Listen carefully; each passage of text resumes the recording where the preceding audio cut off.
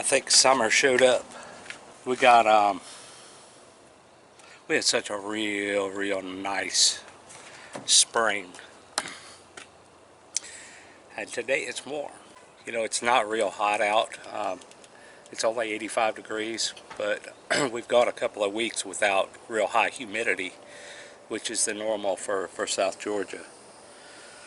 And now we got some humidity. The heat index, it says it's 90 degrees. You know, that's not terrible hot, but it's warm. I went and picked up a load of aged horse manure today, and I'm working on a couple of beds, and Noelle is going to be using that.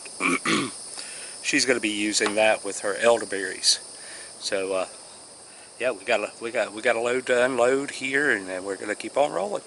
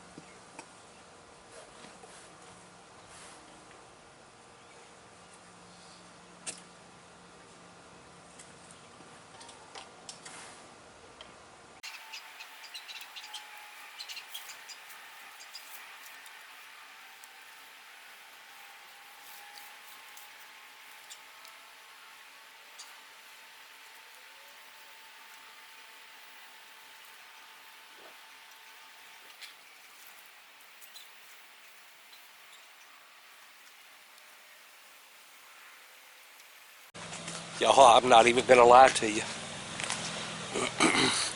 I just picked these beans right here 2 days ago, and I canned a dozen pints, and I'm picking them again. Here we go.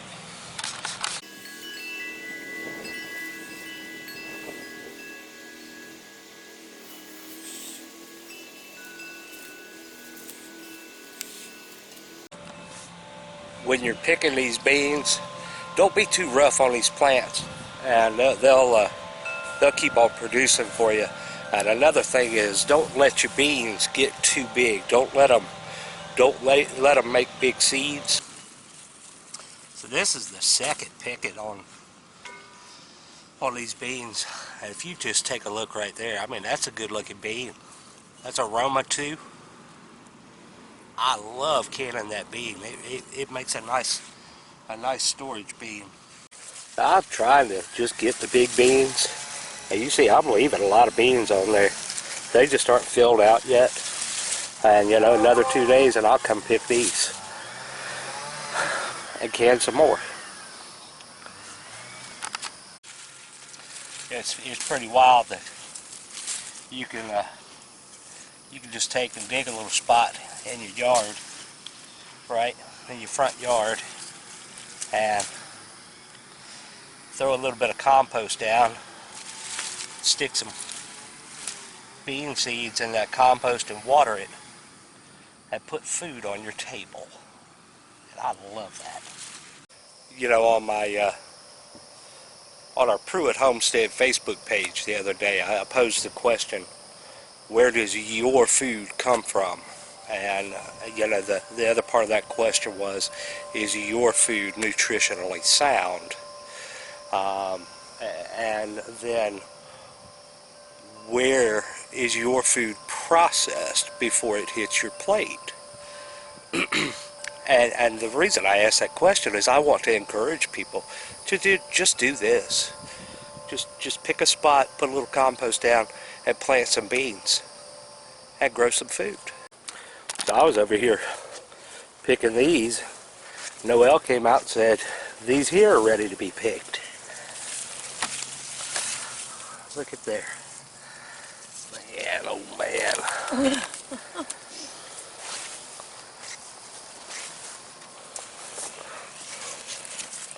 Yep. What you reckon, Noel? I reckon we having beans for dinner. Okay.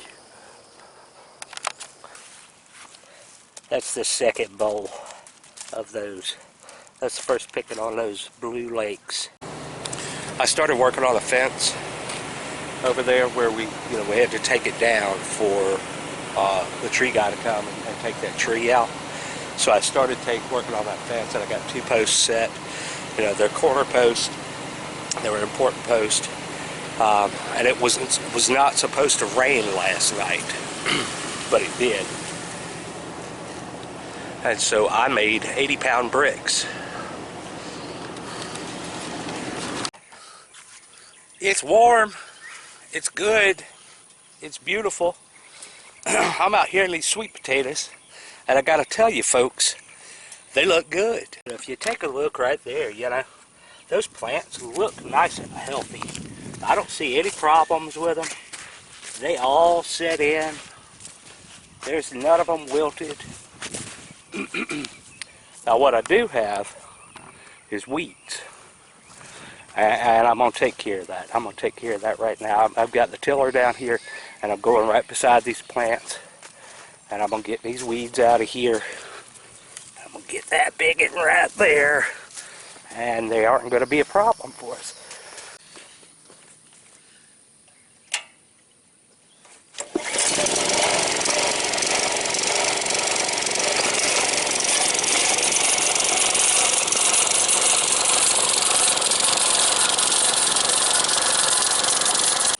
I absolutely love my electric fence setup.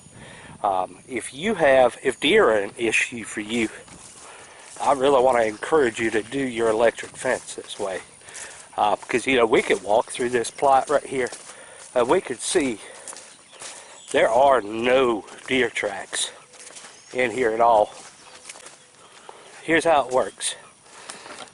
You got a double inside and then a single outside round of electric. You can use poly braid. You can use whatever you want. I like the poly braid. It's easier to roll up when I'm done, and so I could get it out of there. Double on the inside, single on the outside. And what's happening here, I'll see if I can show this to you.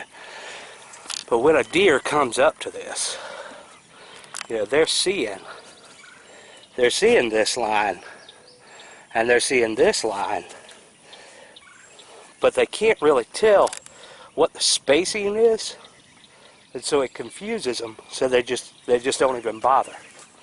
But they're not going to try and jump over that because they don't know how far they have to jump. I think it took me 30 minutes to get this electric put up around this, and it might have cost me maybe $30, $40. So let's talk about it like this. If you have deer pressure in your garden and you're trying to grow food for your family, this is a no-brainer. You have to do something. You're not in the business of spending money to feed deer. You're trying to feed your family. And so it's very, very much worth the investment. It just hit me on that last round of tilling that, thinking about this electric fence here. Grocery stores put locks on their doors to protect that food that's in there. Yeah. So I'm putting a lock on my grocery store to protect it from the deer. Right? It's the same thing, right? So I'm going to pay for it somewhere. Either I'm going to pay the grocery store to put a lock on their door, or I'm going to buy my own lock and put it on my grocery store. So I feel like we haven't got a garden tour in a while. So let's do that. You are going to have to excuse the yard. I haven't cut the grass in a minute. It's just getting a little ratty, and I don't like it that way, so I might cut that grass tonight. So here we go. This is okra. We got okra going here. That's going to be 25 feet of okra, a double row, and I think that's going to make a bunch of okra. these beans, these are Roma 2s, we picked off of these 3 or 4 times, and I think they're just about done. I don't see where they're trying to set any new blossoms. The vegetation on them looks great. You know, this looks good. I mean, there's a few beans on there, but it's nothing like what we were. So I feel like these are trying to wrap up. I'm going to leave them for another week, and you know, if they set blossoms, great. Kale, I'm eating kale every day. These cauliflowers that we have in here, I just don't know that they're going to make a head. It's awful warm, and I just don't know that they're going to make a head.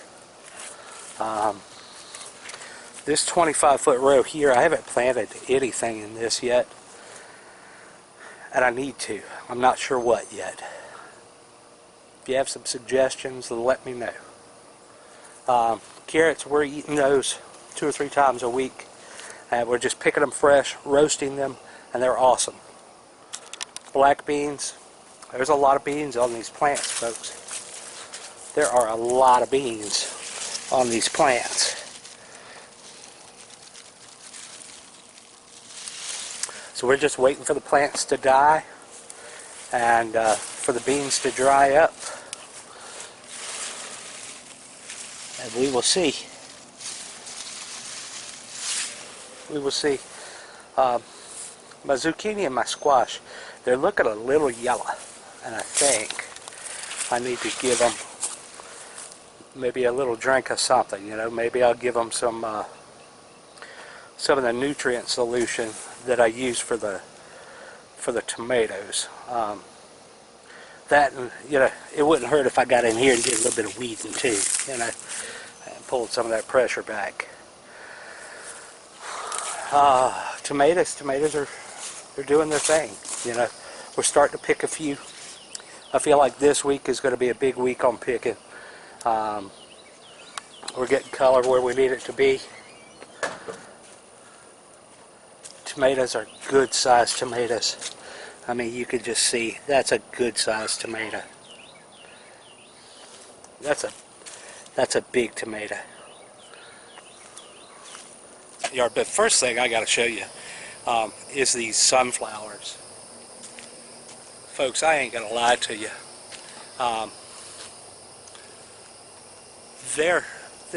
The tallest one is 10 feet tall. Okay, so those trellises are 10 feet. Those sunflowers are 10 feet tall. They're just amazing. Cucumbers, we're picking cucumbers every day. They're awesome. There's a nice, that's a Max Pack. That is a good cucumber for making pickles. A real good cucumber for making pickles. I just made some bread and butter pickles today, and they're going to be wonderful. That right there, that's called a muncher. That's a good cucumber too. It's got a totally different texture.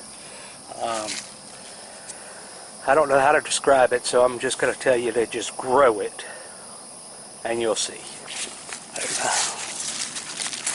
You don't watch these pickles, they will hide on you. And then you will end up with a pickle that's as big as your leg. Or not a pickle, but a cucumber. So yeah, you know, we're growing and picking cucumbers. It's great. A couple of peppers here. This is a Thai chili, and that is a Carolina Reaper. That's going to be warm. The basil is really kicking into high gear. It's getting ready to start flowering, so we're gonna top them, and that'll make them bush out. We love y'all. Y'all have a blessed day and be kind. Take care.